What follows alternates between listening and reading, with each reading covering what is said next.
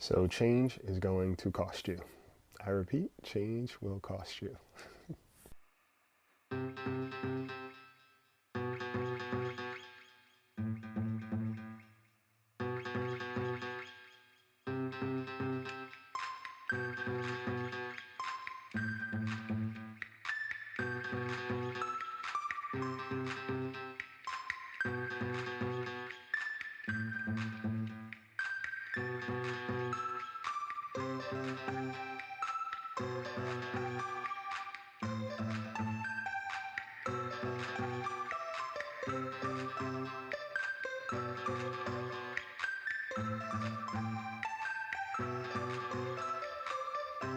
Guys, have you ever noticed that change, when you're going through big changes, there is this element of excitement, stress, sometimes fatigue. So we got productivity fatigue, emotional fatigue, um, buyer's remorse, productivity remorse, okay, rest remorse, okay, fear. The thing about it, I was talking about this, I had a bunch of conversations this week just around this idea of, or just reality of change and growth. And, I think a lot of times we have this very Hollywood expression of change. We think about change, we think about the fact that we're growing, we think about success. It, it looks, it sounds like it would look amazing. But a lot of times it's very much one of the hardest things you will experience. Okay? Growth has a lot of grief attached to it. Now, before you get scared, before you think that this is a negative thing, it's really not. Okay? I've heard the conversation a lot recently, and even myself, the concept around expansion. When we talk about what expansion is, a lot of times we have this perception that expansion just means that I grow. I continue to grow, love and light, and all of that. I just continue to grow and I flourish and I just glow up and there's just this big aha moment. But that's not what growth is. I can tell you, honestly, in practice, currently, growth is not this beautiful thing. There's a lot of beauty that comes out of it, but man, when I tell you that growth is one of your biggest challenges that you will experience, it is. The reason why is because you will have to outgrow a lot of what you feel the most comfortable with, you know. And when we talk about what's comfortable for us, I think I've mentioned this before, chaos is very comfortable. Complacency can be very comfortable because it doesn't require us to learn anything new. It's like I can exist in this stress bubble for as long as I need to. Yes, I will be frustrated. Yes, I will be exhausted, but I know this. Like, this is familiar for me. Okay? That person, or you ever seen a movie, or maybe you know this person, they go to like a diner, their local diner, every single day at the same time. They get the same meal, right? It's very routine. There isn't a day that they miss, right? They're comfortable in that. Now, let's say they go to the diner and they get, 12 stack of pancakes, eggs, sausage, bacon, like the whole shabam, right? They go to the diner every day. That's their routine. It's regular for them. However, what they're consuming is very unhealthy, okay? And even if they were to disrupt that routine, let's say, well, I'm going to not go to the diner for the next 3 days, and instead I'm going to replace that with exercise. It might be uncomfortable for them. They might even be upset. It might even feel wrong, right? Even though this is something that they're comfortable with, it doesn't mean that it's the healthiest. And I was even having conversations earlier this week about like the concept of love. What is love? And I'm not even talking about love in a romantic sense, but like, what is love?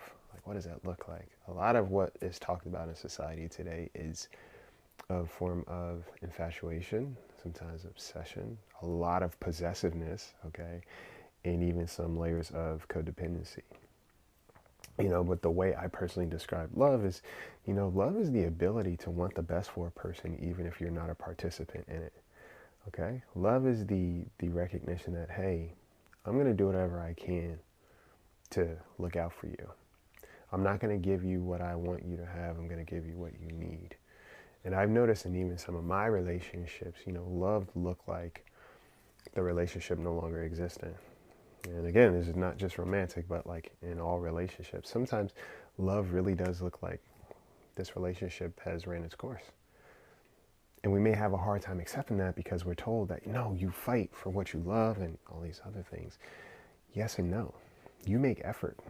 You make a lot of effort, and you're very intentional about the effort that you make. However, sometimes we need to realize that a relationship with another person can be causing both parties stress, right? If a person does not want to be in your life, they don't want to be a participant, and you're trying to force that to exist, well, now resentment builds, okay?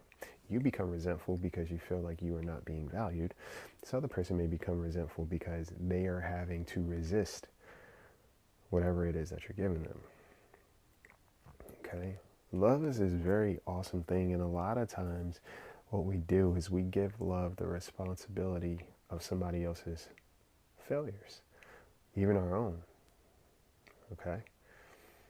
I had so many amazing conversations this week about relationships, about growth, about even buyer's remorse, about this idea of guilt being behind rest, right? Feeling guilty about rewarding yourself, feeling guilty about resting, feeling guilty about, potential burnout, right? There's a level of guilt there, and the reason why is because we think that we are always supposed to be on the go, go, go, go, go. Busyness is not always in alignment with productivity. I always say I know a lot of busy people who are doing absolutely nothing, and people who are genuinely busy don't have the time to tell you how busy they are because they're immersed in whatever it is that they're doing. But I want you to remember something. Rest is not a reward. It is very much a requirement. And I had to tell myself that recently. Like, rest is not a reward. It's a necessity for me, okay? Because there's always going to be work. There's always going to be work, all right? And rest sometimes can look like the relationships that we find peace in, the relationships that we want to cultivate. I remember telling a couple of people, there's this idea that when someone goes on vacation, their phones are off, they don't want to talk to anybody, etc. Like some people operate in that fashion. And I realized for me, it's like, no, when I'm on vacation, I'm taking my people with me, like even emotionally, mentally. Like I don't need to take a vacation from my closest relationships. They're rest for me. These people are not responsibilities. These people are like a part of my life and the parts that I enjoy. This is rest, all right? And that comes back to this whole concept of like love, okay, and change and growth. And I think as we get older, we start to realize how they all either start to coexist or you recognize certain dynamics and certain belief systems and certain processes don't really align like you thought they should. It's been a lot of force, okay? It's been a lot of force. There is very much a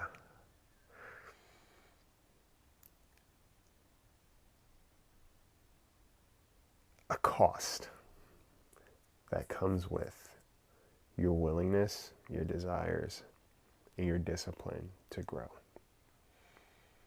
Most certainly.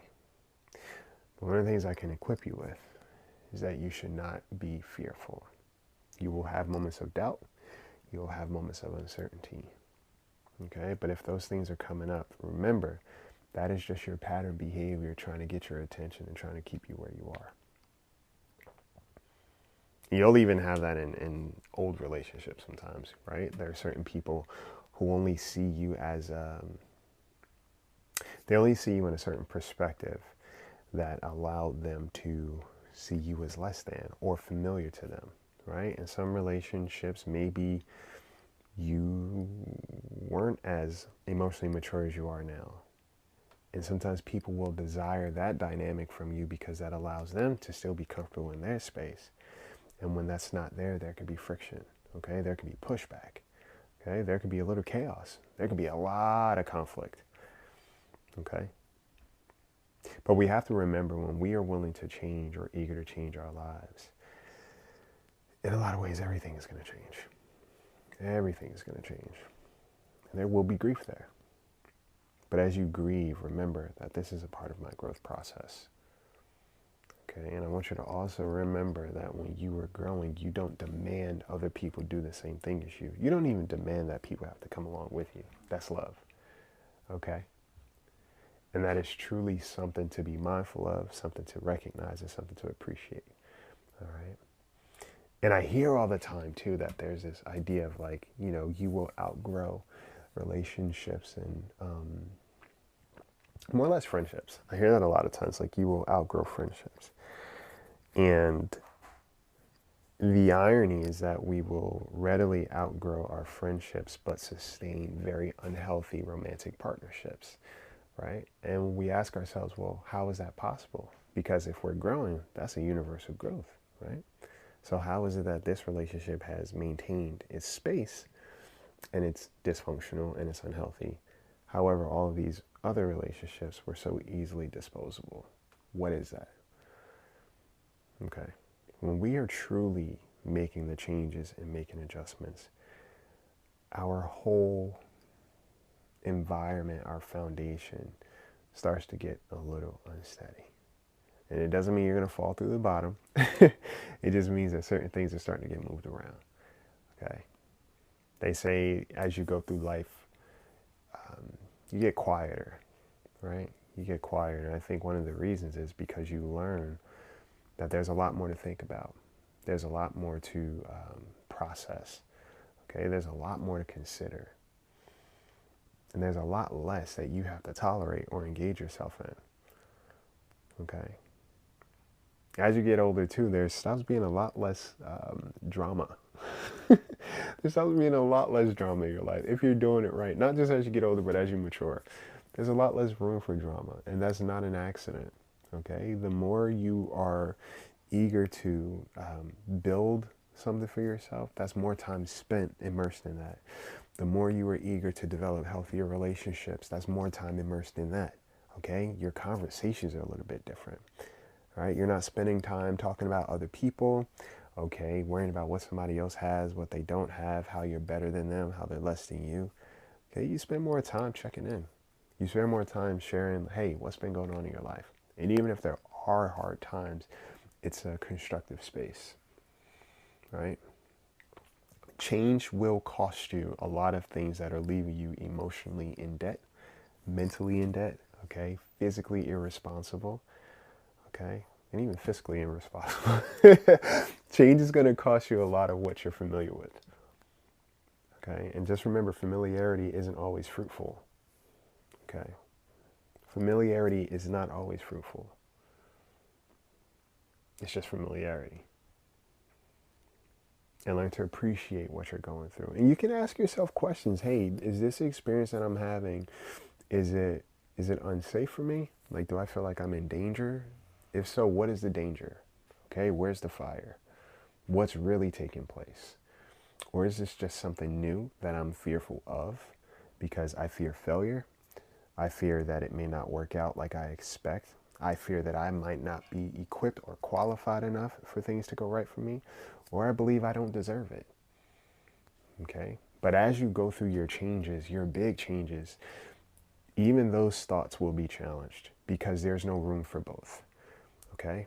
You can't say, hey, I deserve good and I believe it's going to happen, and then at the same time, self-sabotage. You can't carry both. At some point in time, we get to be responsible for what we seek and what we say we deserve. And we also get to recognize how irresponsible we've been with that truth.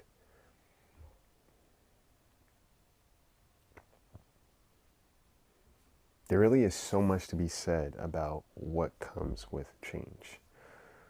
You will be tired, okay? It will be exciting.